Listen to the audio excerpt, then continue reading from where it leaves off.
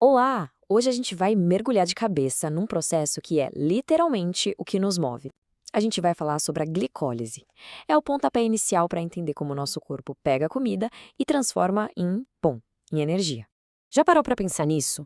Como é que uma coisa que a gente come, tipo o açúcar de um doce, vira a eletricidade que faz o cérebro funcionar?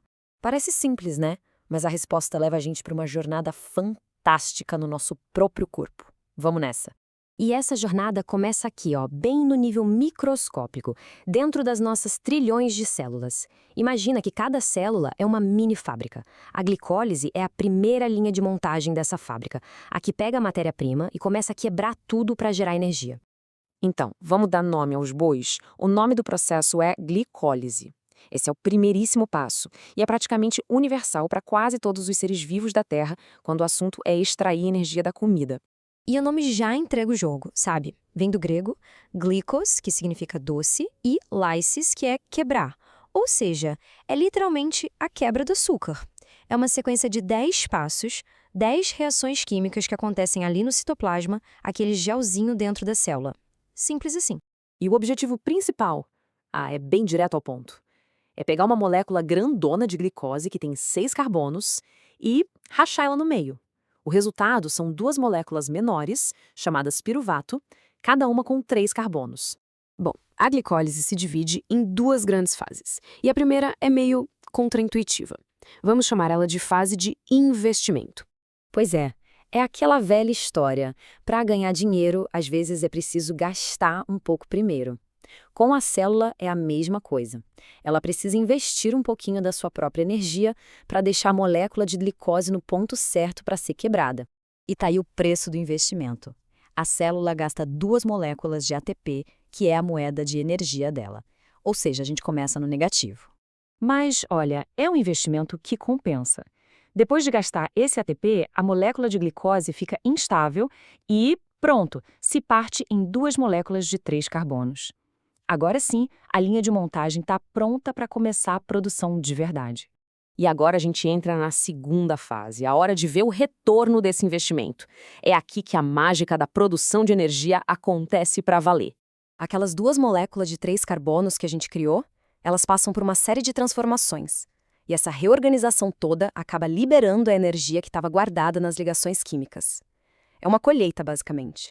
E que colheita, hein? Essa fase gera um total de 4 moléculas de ATP. É o dobro do que a gente investiu lá no começo. Então, vamos fazer a conta final. A gente gastou 2 ATP, mas produziu 4. No fim das contas, o lucro líquido de todo o processo da glicólise é de 2 ATP. Parece pouco, mas é um ganho de energia super rápido.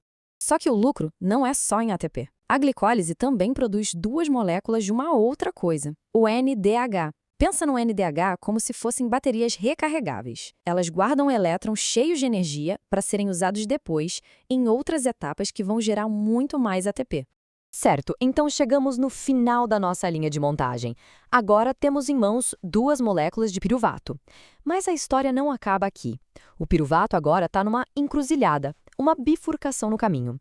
E a escolha do caminho depende de uma única coisa: oxigênio. Se tiver oxigênio disponível, o piruvato vai para a mitocôndria para a respiração aeróbica.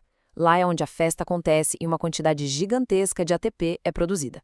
Agora, se não tem oxigênio, ele fica ali mesmo no citoplasma, entra no modo plano B, a fermentação, e vira lactato. Gera energia rápido, mas bem pouquinho. E isso tem tudo a ver com uma sensação que todo mundo conhece. Aquela ardência, aquela queimação nos músculos quando a gente faz um exercício muito intenso. Sabe o que é isso? É o corpo usando a glicólise anaeróbica a todo vapor. O lactato começa a se acumular mais rápido do que o corpo consegue limpar.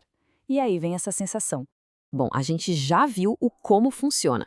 Mas agora vamos dar um passo para trás e entender o porquê. Por que esse único caminho metabólico é tão, mas tão fundamental para a nossa vida?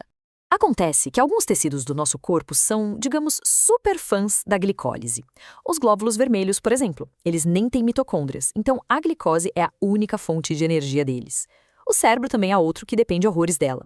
E por falar em cérebro, a fome de energia que ele tem é absurda. Um cérebro de adulto consome mais ou menos 120 gramas de glicose por dia. E a glicólise é a porta de entrada para toda essa energia ser aproveitada. E claro, um processo tão vital assim não pode ser uma bagunça, né? A glicólise é controlada de forma muito rigorosa. Existem pontos-chave, como se fossem pedágios, onde enzimas específicas funcionam como interruptores, acelerando ou freando tudo, dependendo do que a célula precisa no momento. E tudo isso nos deixa com uma última pergunta que é bem instigante. Se a glicólise é tão essencial e universal, o que aconteceria se a gente conseguisse bloquear esse processo de propósito? Isso abre um leque de possibilidades. Por exemplo, para a pesquisa de novas terapias contra o câncer. Afinal, as células de um tumor crescem muito rápido e, por isso, dependem demais da glicólise. É uma reflexão poderosa, né? Entender algo tão fundamental pode abrir caminho para inovações que salvam vidas.